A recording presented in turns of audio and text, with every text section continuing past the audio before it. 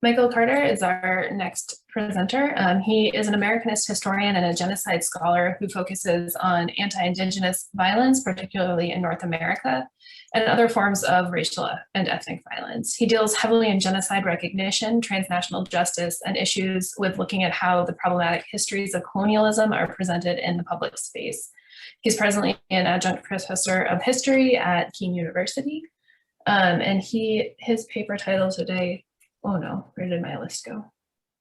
It is Between Flower Child and Savage, the Political Misuse of Native American History. So Michael, take it away. Thank you, Courtney. And I want to begin by saying two things. One, about the title. In hindsight, I did kind of realize the title sounded a bit more problematic than I wanted to be, so I apologize for that up front. That hit me probably a couple of weeks ago when I was like, uh-oh, hold on. Maybe this wasn't the wisest idea. And the other thing I want to point out is the thing that I try to do at every talk paper I give is to recognize the fact that I live on Lenape land. The home in which I live in and the university in which I work are both on ancestral land of the Lenni Lenape and the Munsee Lenape, respectively, in New Jersey and New York. And I think it's important to recognize that fact, especially given the topic I'm going to discuss, which was initially this more as balanced as it could be look at the problematic takes, in lack of a better word, that come out of the two major political camps of the United States. And obviously, as the project went on, one side tended to have more problems than others, and with so much limited space, let's just say one got the lion's share of the discussion. But we'll start off with this, and it's the basic fact that the United States of America is the definitive example of a settler colonial society.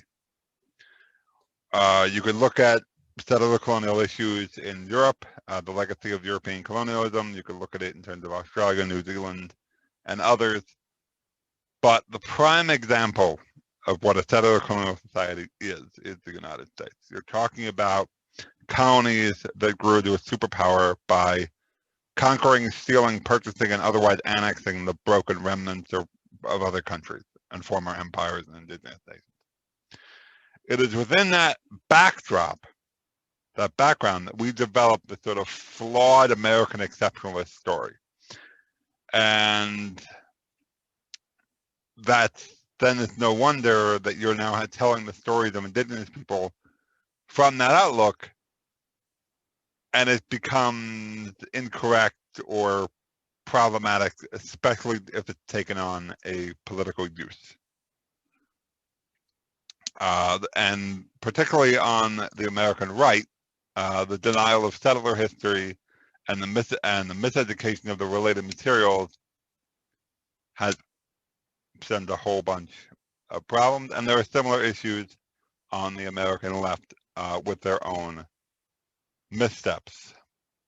The open denial of history that is problematic in order to form it into an exceptionalist vision, canceling displacement, mass atrocity, genocide, and systemic racism can be seen largely as a tactic of the political right. Indigenous people are sometimes painted as backwards, heathens, violent, and dehumanized in certain fashions historically to justify slogans such as "conquered, not stolen," which has become a popular saying among white supremacist groups, including the American Patriotic Front and a sort of new media outlet in Canada known as Canada First.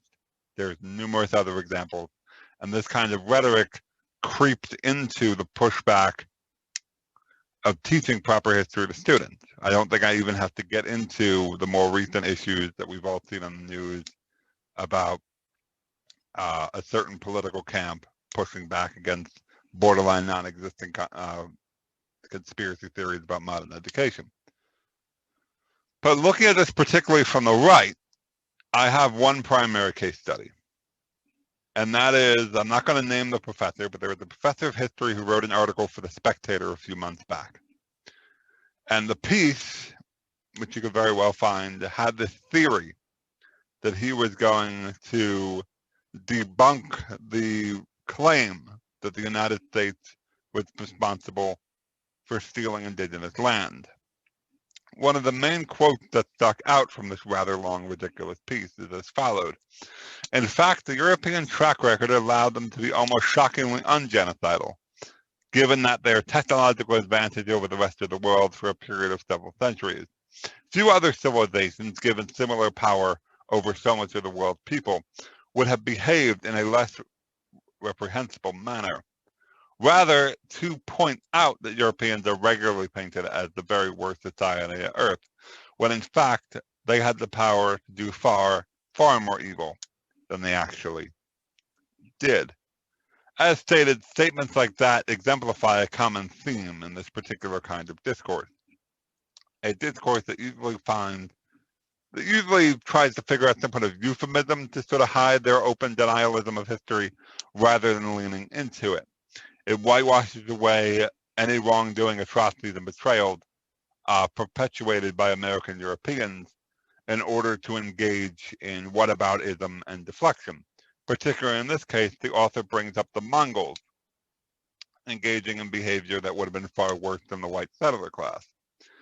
And while the Mongols are particularly infamous, considering especially their historic sacking of Baghdad, and it's no doubt that they were indeed a genocidal force when in several instances, I would very much like to defer to the murdered denizens of the Conestoga Indiatown, the Wichita River, and Whitestone Hill, for who they would rather have graced their settlements on the days in which reading white settlers did.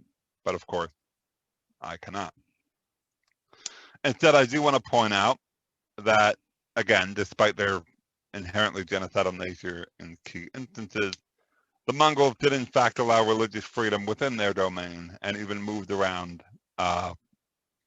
Basically, to word it a bit differently than I have it written, a more multi-ethnic society, if you were useful, they'd move you around, stuff like that. Particularly not exactly what we'd seen in American settler colonialism. The author continues in his piece, rather he concludes in this piece, with the claim that he's working to defend democracy, that this was some gallant effort to fight back against the powers that be that are corrupting modern education. He decries zealotry and iconoclasm that allegedly infected the modern educational system. And there's an irony there that on a certain level I agree with him, but not in the way he'd probably like. The wrongdoing that exists within the educational system, the whitewashing, the basic lying, the refusal to accept the primary source backed as well as secondary source endorsed fact of violent settler colonialism and imperialism against indigenous people on the American continent. The article is pushing back against acting in a socially conscious manner rather than pushing against any actual threat to democracy. And more concerning is the fact that we have a professor of history in a well-established magazine, in a very long-form article, protesting against the education of history, the teaching of history. A professor who is against teaching.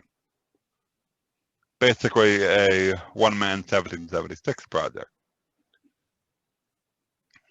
which, by the way, is another document that can be fit into the right-wing misuse of history, and the fact that despite it allegedly covering the entire history and legacy of the United States, did not mention indigenous people once.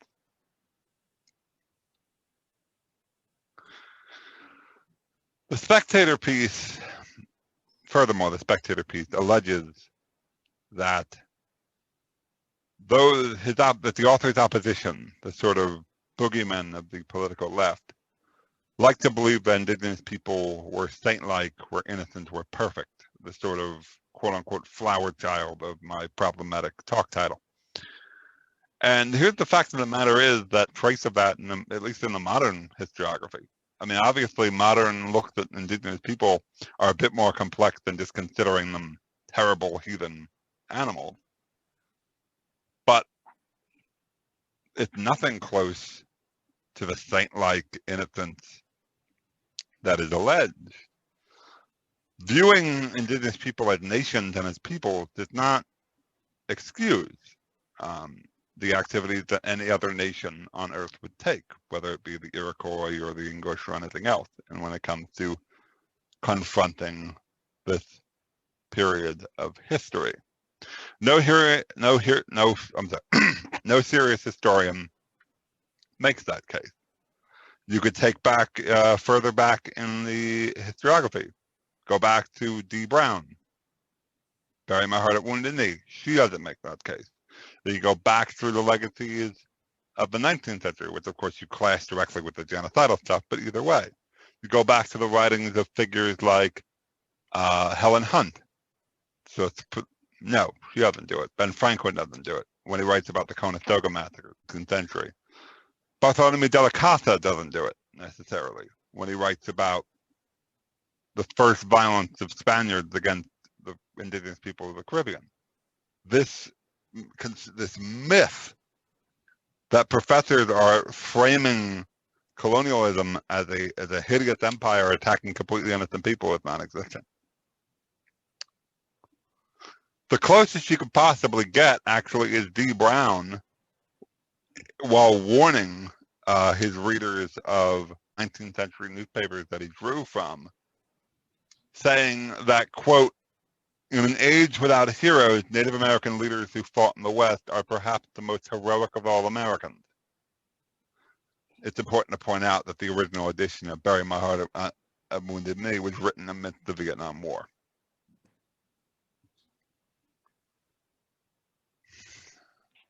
Hating professor is a popular one, but it's just that. It's a cartoon, a fabrication, and a strongman. By endorsing a more complex, revised history of the relationship between settler and indigenous, between empires and its rivals, and the related power discrepancies, you're getting to the truth. There are issues on the other side, let's say the liberal leftist camp of how we view indigenous history. But honestly, the biggest problem in that is of indigenous nations under a single problematic fashion. Particularly in the question of genocide. You've all probably heard the term, or the state of the term, Native American genocide as a massive collective crime.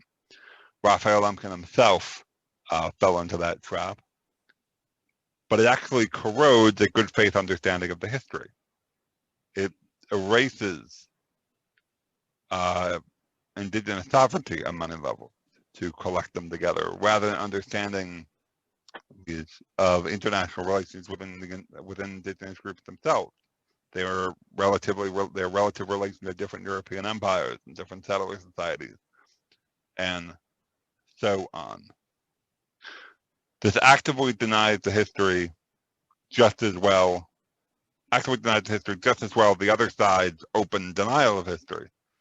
But I will of course state that it is less problematic, and due to the fact that it does come from positive, comes down to the very basic fact that the only way we're going to have, in my view, students who are historically literate in American history, at least in the history of the North American continent, however you want to use America in that context, is to understand that we can fight the bad faith actors who utilize this sort of propagandizing whitewashing of history by embracing historical truth and understanding the narratives that come out of the primary source material, to go in and push back against what is otherwise blatant propaganda,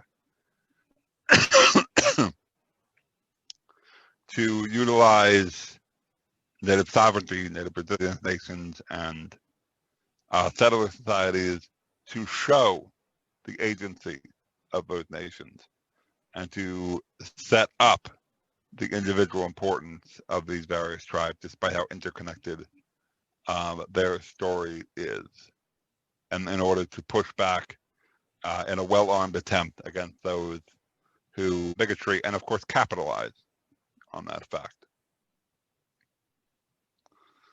And in that, hopefully we can build a educated crop of students that are, in lack of a better word, inoculated against those misconceptions and are equipped enough to base their conceptions of history and of Indigenous people based on actual historical evidence. Thank you.